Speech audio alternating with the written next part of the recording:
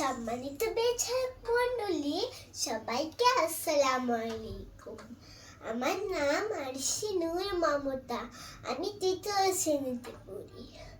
আমি এখন একটি ঘাস হরিণ আর একটি গল্প শোনাবো। একটি পিঁপড়ের গল্প শোনাবো। বন্ধুরা, শরতের এক দুপুর, চারদিকে রোদ ঝিলমিল করছে। তখন একটি ঘাস হরিণ ঘাসের উপর তিরিন বিরিন করে খেলা করছে।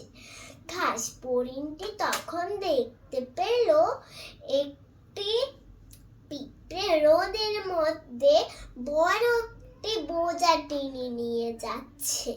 ঘাস হরিণটি জিজ্ঞেস করলো, কি সুন্দর দুপুর, আলো ঝিলমিল করছে,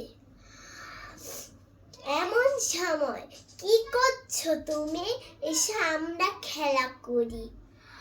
পিঁপড়া বলল, না ভাই, আমার অনেক কাজ আছে। হরিণ বলল, কাজ তোমার? পিঁপড়া বলল, তাড়াতাড়ি শীতকাল এসে যাবে, তখন আমি ঘর থেকে বেরোতে পারবো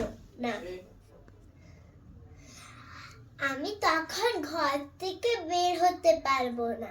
তাই আমি গরমকালের থেকে খাবার সঞ্চয় করছি। তখন বন্ধুরা ঘাস হরিণটি হেসে বলল, শীতকাল আসতে এখনো অনেক দিন বাকি আছে, এসে আমরা খেলা করি। পিঁপড়া বলল, না ভাই, তোমার কাজ তুমি করো আর আমার কাজ আমি করি। পিঁপড়ে ভাবলো পিঁপড়াটি খুব বোকা। সে এটা ভেবে একাই তিরিন বিরিন করে খেলা করছে।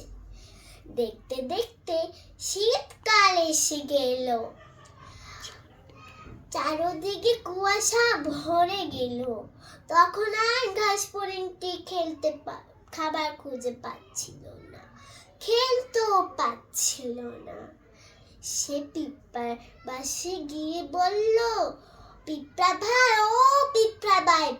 ভাই, তুমি কি বাসায় আছো?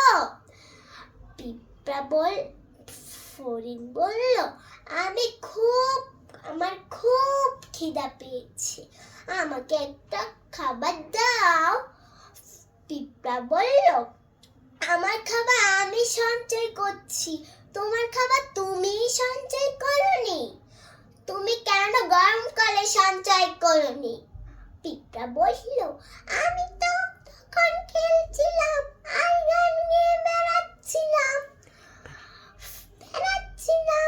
তিরিং বিরিং করে বেড়াচ্ছিলাম আর গান গেয়ে বেড়াচ্ছিলাম। পিঁপড়া বলল, এখন তুমি তিরিং করেই বেড়াও, সময় না করলে কষ্ট তো তোমাকে পেতেই হবে। তো বন্ধুরা, আমরা এই গল্প থেকে বুঝলাম সময় মতো কাজ করতে হয়। সবাইকে ধন্যবাদ।